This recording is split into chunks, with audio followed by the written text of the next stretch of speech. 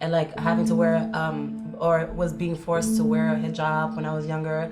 Like, this is not a this hijab. is your rebellion. No, it's not rebellion at all. It's actually the opposite of Really? rebellion. It's like ultimate self-expression. Don't be afraid to disappoint people, you know, especially your parents, because that's a heavy burden. You have to go for it. You have to do what you want in life, because it's your life and you only got one life. Wow. You took the risk. Yeah, I did. It was very risky. And you're happy. Yep. You did it, yeah. I am. I would have been sad if I wasn't doing this. Sadness is not sustainable. A life where love is the law of the universe, you know? It's just not cute. Everything that I wear is either my clothes that I made or my friends that they made. Yeah, I created this hairstyle too. Yeah, how did you do that? I think it came out of me loving myself enough to want to express myself how the highest form of expression, you know? And even like the blue, like I used to get teased for my skin color all the time, but now it's something that I love about myself the most. To have the blue is to accentuate my skin color too, you know? So it tells my story in a lot of ways too. Do you see yourself as a political singer in a way? No, I feel like people make human issues political, but I'm not a political person at all. I think it's about humanity, and it's like, you know, at the end of the day, it's that humans are the issue and we're the ones who need to change. Harvest is in London for a special one-day event. Here we gather renowned artists, speakers and practitioners who are all inspiring us with their take on this edition's theme, Tools for Transformation. I hope you enjoy this interview.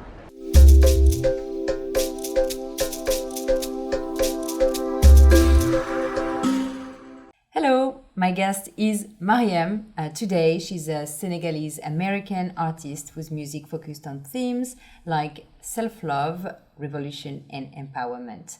Marieme's early life, when she was moved due to a war at just 6 months old, made her someone who spreads love. Using consciousness is the new rock and roll as a slogan. Her music has been in Michelle Obama and Oprah's recent Netflix show, as well as on Grey's Anatomy and more.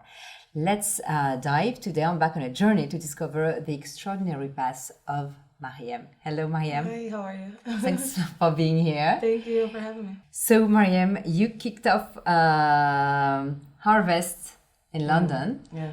How did you feel? I saw you beautiful. You were beautiful on stage. You have like this beautiful outfit, and so what was your intention, and what did you feel this morning? Well, I didn't know I was. I did know that I was performing sometime early in the morning, but this is the earliest I've ever performed. Yeah, that's well, quite the unusual. Second time, yeah. Usually I perform later at night or during the evenings, or yeah. So it was early, so I had to like. I'm a procrastinator, so I got things like very last minute. Like I wake up very last minute and I'm like rushing to get stuff done. But I don't know, I like procrastinating for some reason. I like the pressure, which is weird. It's weird. So it went well. Yeah, it went well. It went well, okay. It went well. Do you like, Harvest is an event with a lot of mindfulness and consciousness. Do you relate to this? Yes, I like doing events like that because I feel like the audience are ready to be activated and to hear my message because they're on the same path that I'm on.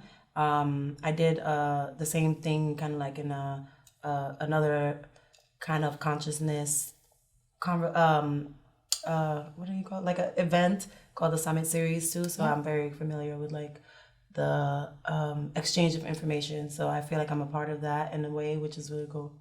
Which is not so common for maybe more and more for singers, but do you feel like special as a singer to be into mindfulness, consciousness? Yeah. It makes me feel like I'm on the right path because I like to do not the typical things of the music industry because it's just like, oh, you go on tour, you sell music and stuff. So I feel like I'm on it's a higher calling for me. So it's nice to be recognized for what I am doing, like with the message and stuff.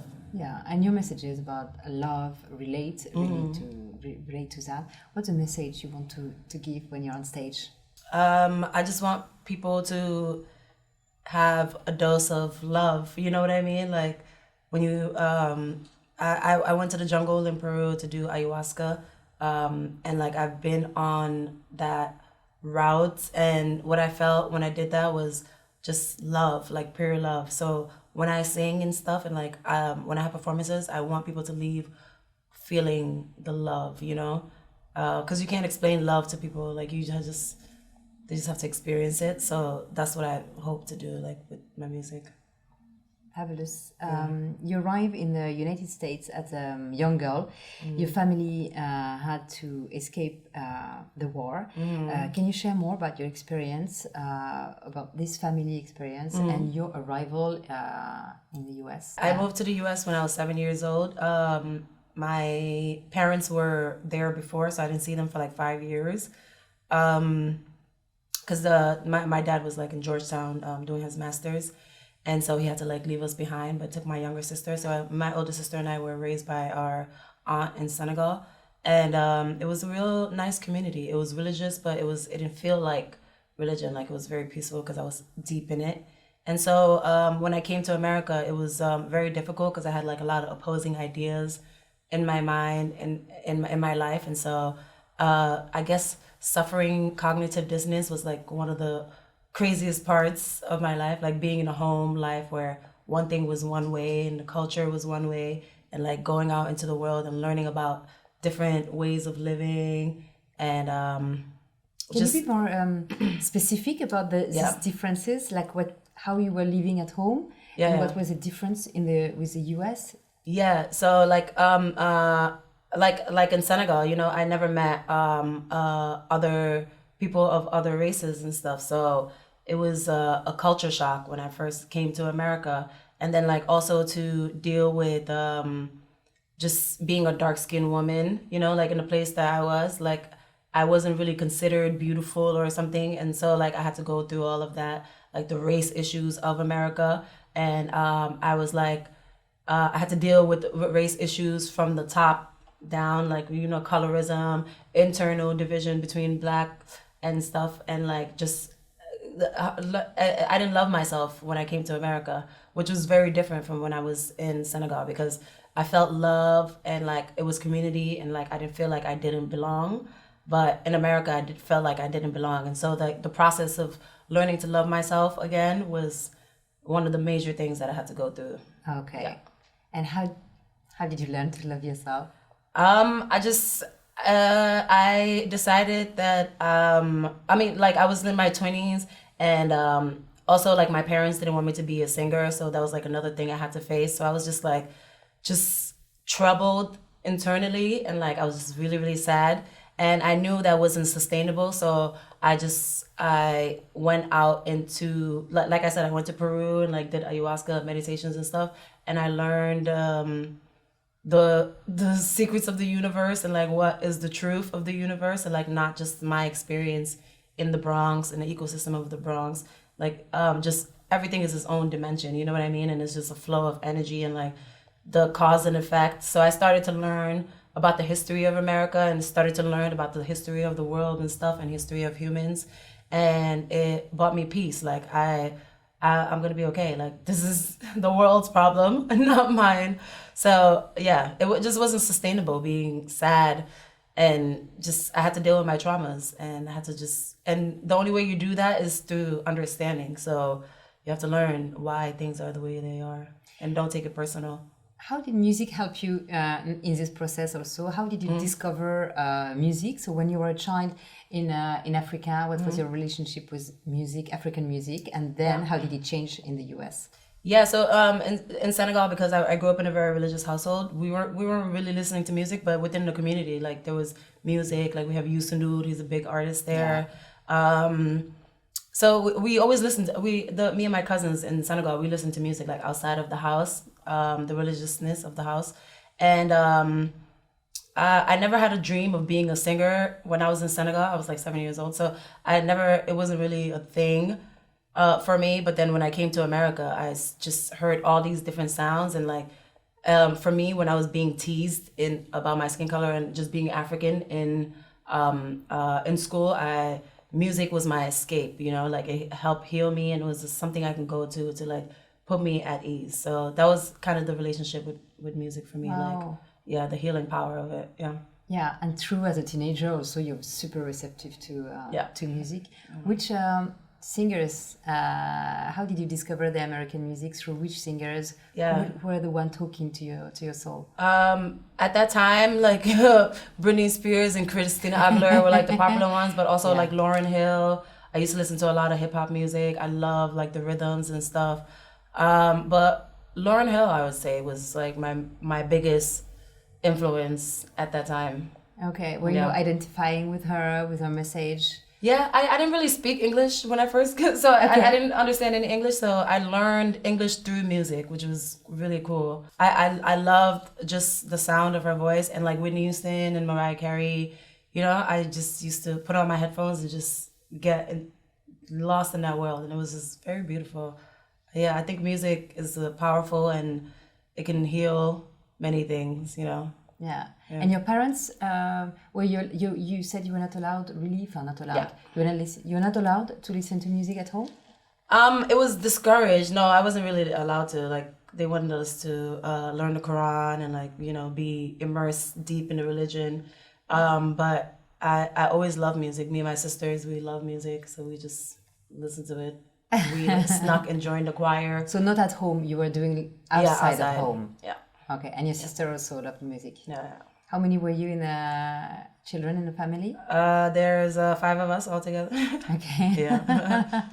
And did you discover like the American culture through the music? Not so much. Maybe. I don't really remember. I used to block out a lot of memories from that time. Yeah. But I do remember that, like, I loved listening to their voices and just how powerful it was, and the fact that I didn't speak English and it impacted me in that way. Yeah. That's when I realized like music was it's just a powerful thing. Yeah. And when did you know that music had to be part of your life forever? Well, I would try to sing for people at like 11 years old and stuff, even though I wasn't allowed to. It's just something that I just loved so much, and it was just, I don't know, I couldn't escape it. And I didn't even realize that I had a voice until like later. And when me and my sisters would pretend to be in girl groups, and I would be a diva. Just when they asked me to sing at night, and I'm like, no, I'm not singing. They're like, oh, you're just being selfish, you know. Okay, so you were entertaining the family. Yeah, okay. yeah. So at that time, that's when I realized, like, oh, okay, like I have a good voice. Okay, and then when did you think like I'm gonna be a singer? I didn't think it was a possibility. It's something that I wanted to do, and like I would sneak and do it. I snuck and joined the choir at a young age too in our school, and I would lie to my parents and say I'm going to do something else, but I would be in music, and I don't know. It was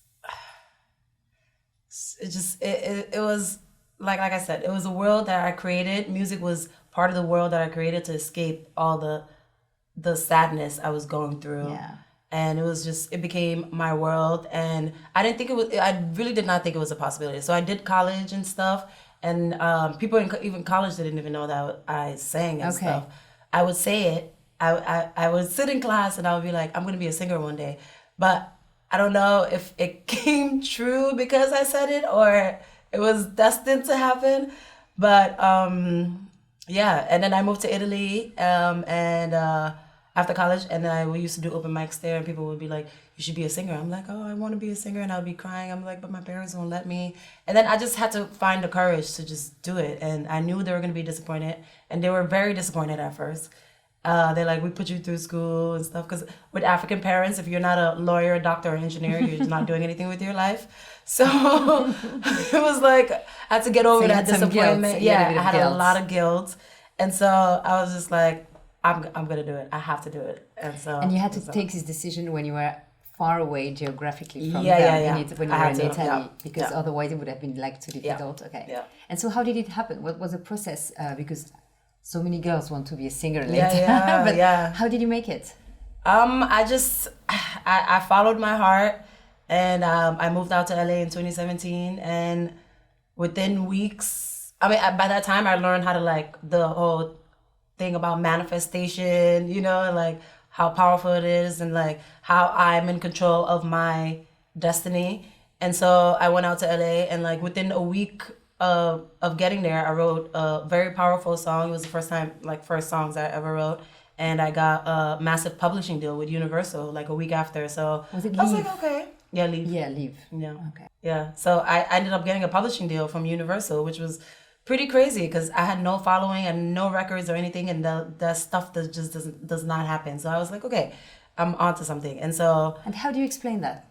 I think, I mean, I don't know. I mean, I think. You just take it. Yeah, I You just receive take it, and I just take it. And at that time, I was a very free person because I did the whole ayahuasca ceremonies and went into myself to learn about myself. I stopped perming my hair, and there was no more self-hate, there was more self-love, and like I knew that I had control over how I treat other people, how I feel about myself. And so I think it's just attracting what you want, really. Yeah, okay. Attraction. That's interesting. So Yeah. when you start to love yourself, Yeah. you get the job you dream Yeah. I think about. so. Yeah. Okay. Because how you treat, because you normally we think we're just being treated a certain way, but confidence goes a long way. Like when you're confident in yourself, you allow others to be confident in you too, and to be confident in themselves also. And so you when you realize like the flow of energy and you actually see it in real life, like that is very powerful. And so I was tapping into that more than anything. And so after Leave, you say like, oh, I need to do an album. Yeah. So it's a lot of excitement, a lot Yeah. of pressure also. Yeah, a lot of I guess, pressure. yeah. A lot of pressure because the music industry is very one way. And it's like, what I understand now is that if you want to do anything powerful, you have to be true and aligned with the truths of the universe. You know what I mean? And so I know now that like truth is the only thing that will last in art.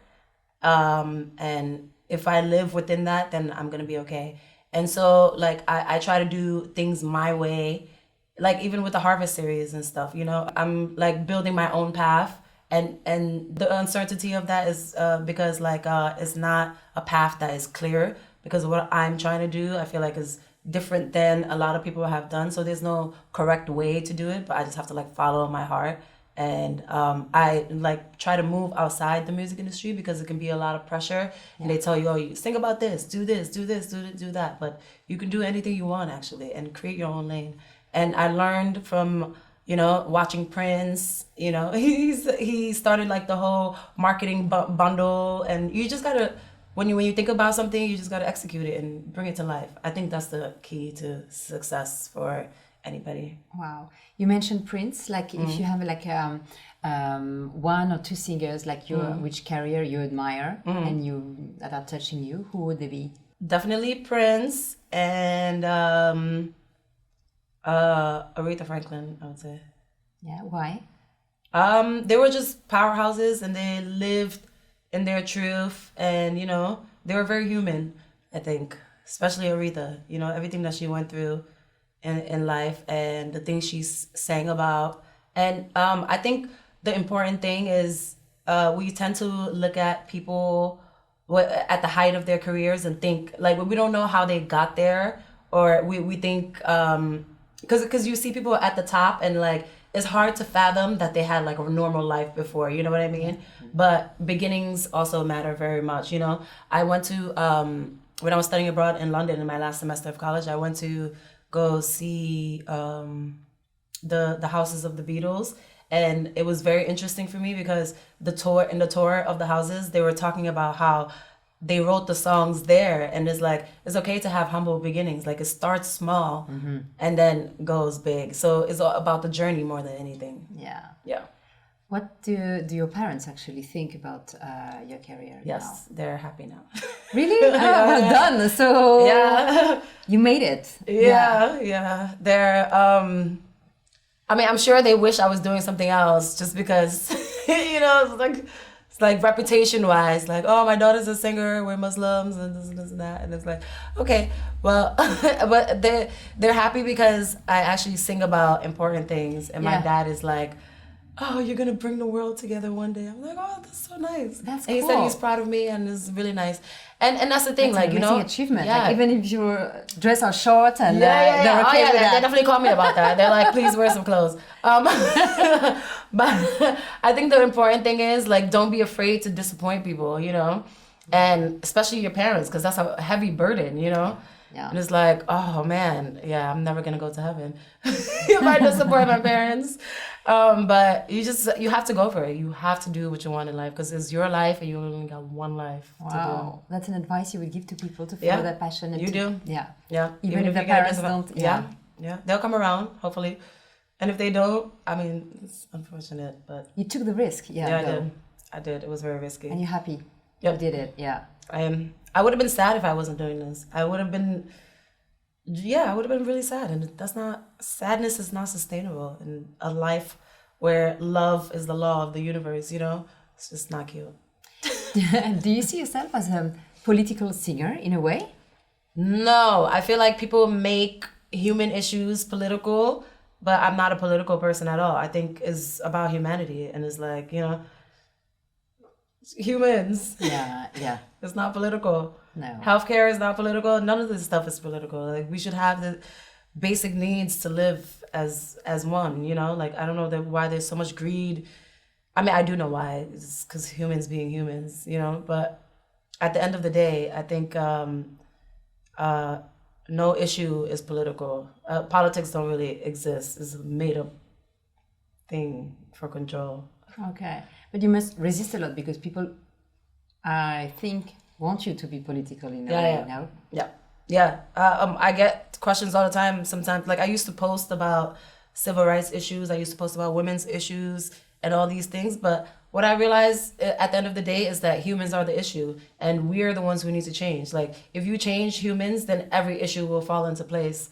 And so I don't have time to be talking about every small thing or big thing, you know, like it's humans. I'm focusing on humans and I think that's the key. Where do you see yourself if you think about it, like in 10 years? When will you say like, oh, I did it, like I killed it? Yeah, when I feel like we're shifted our conscious collective, you know, like just more people doing the work to heal themselves. So I think that's the major thing. So when I talk about in all my music, I think the key is self-love. Like I don't talk about like the outside world. I talk about like going inside, you know, because it's very important for us to heal ourselves, to change the perimeters of, you know, humanity in general. Okay. It's going to take individual work and not from the top down. It's going to be like from inside. That's funny because you're not talking about yourself and your career. You're talking about the impact on people. Yeah. For sure. That's the only way to measure anything. Wow. I feel like. How do you cultivate your inspiration and creativity? What do you mean? What's your routine like to stay inspired and creative? Yeah, I think I'm surrounded by so many amazing people who do what they love. I try to engage in conversation where I'm elevated, you know, or they're elevated too. Like I'll be on the dance floor and just talking about quantum physics or like just things that are conversations that would be deemed heavy. Like I like to have that on the dance floor while dancing. So I don't think any conversation that involves humans learning about themselves and really understanding what life is about, I don't think it's heavy at all. So I like to have those conversations with people. My process is, I think the most important thing for me is to be able to create at all times. When I'm creating, that's when I'm at my happiest, you know, because it's basically creation is like the output of your processing, you know, processing of the world. And it doesn't matter how you do it, through art, through just create the world you want to live in. And I think that's when I'm the happiest. So just creating. So yeah. You create your own clothes. What do you create? Yeah, not this though. This is my friend. Not this one. Puglielli, from Brazil. He's an amazing artist, and the skirt is a Senegalese designer. My friend Sir Babajan, he's amazing.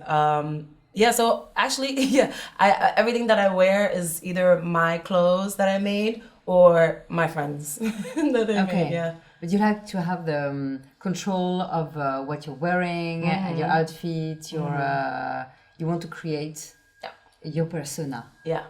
That's important for you. For sure. Yeah. Okay. For sure. Well, I created this hairstyle too. Yeah. How did you do that? Just I don't know. I don't know. Just happened. That's Just beautiful. happened. Right. So you Yeah. have, Yeah. that's, we don't miss you. Yeah. Yeah. I think it came out of me loving myself enough to want to express myself how the highest form of expression, you know.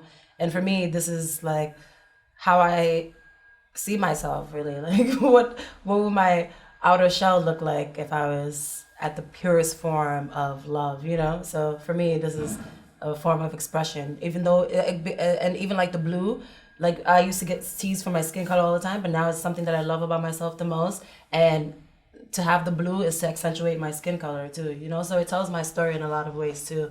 And like having to wear, or was being forced to wear a hijab when I was younger. Like this is not This is your rebellion. No, it's not rebellion at all. It's actually the opposite of Really? rebellion. Is ultimate self-expression, I would say. Okay. Yeah. Fantastic. Not fighting against anything. Talking about revolution, what's a revolution you would love? I mean, when we get self-love revolution, that's Yeah. basically, that's the revolution that's needed, you know? Because how we treat others is how we treat ourselves, and people don't realize this. And it's like, are you good to yourself? And that's the core of everything. Like if I'm happy, I treat others well, and vice versa. And so it's just the exchange of energy and stuff. So I think that's the biggest revolution I would like to see. Yeah. What's your next project? How do you see your next music inspiration? I started doing my live vocal DJ sets. I've always loved dance music. I was trying to stay away from it just because I don't know why. I don't know why I was trying to stay away from it, but they've actually been going really well. And like I like to be inspired on the dance floor, like I said. So I think it's very important when I sing live about love while people are dancing, like it activates something more in them. Yeah. I just came from Burning Man, and I did like the Robot Heart Bus, which is like one of the biggest stages there. And it was a sunrise, and it was beautiful. Everyone was crying when we were like just singing about love, and just people felt the intention. And what I did also there was I bought my shadow with me, so I made like a clone version of myself, all in black, which represents the shadow, because the first thing you encounter when you go inside yourself is your shadow and your trauma. And so I call them the interdimensional clones. They're going to be more clones to represent, you know, the healing process. And so I'm really excited about that. And then I'm also working on my first album, which is more of a traditional album, just piano, vocals, and instruments and stuff. Is it going to be intimate, or what? How do you qualify it? Yeah. It's like, it's going to come out next year, but it's like just pure vocals, performance about heartbreak, which is a very important part in the healing process too, like how we deal with grief and heartbreak. So it's a continuation and a revolution, songs for revolution stuff. Thank you so much, Marieme. I've got a last question before to leave you. It's the question I'm asking to all the guests of Harvest. If you had to choose your favorite tool to actively transform our society, our planet, or ourselves, what would it be? Tool. What do you mean by tool? Something you would use, like it can be like a technique, or it can be. I would say, as a singer, I love breath work because I get to open up my lungs a lot too and stuff. So I would say doing breath work is very important because not only does it bring you to the present moment, which is what all we have, it also like I always say to people, I have so much inner peace now. Like I'm so much at peace that when I close my eyes, like I feel like I'm in like cave, and it's just so silent and within, and it's like you know, like so breath work is just very, very important, and that's like the thing that connects us all. Wow, you do breath work before going on stage all the time? Yeah, for sure. Yeah. Like during my vocal warm-ups, I take at least like 30 minutes to get my life together. That's great. And every morning or so? Yeah. To do? Yeah. Yeah. I think breath work is very important. I mean, it's meditation and just connecting, you know, with yourself and just taking away all the noise from the outside world. Yeah. I think that's a very useful tool. Thank you so much, Marieme, for being here and for giving beautiful songs to Harvest London. Thank you. Thank you so much.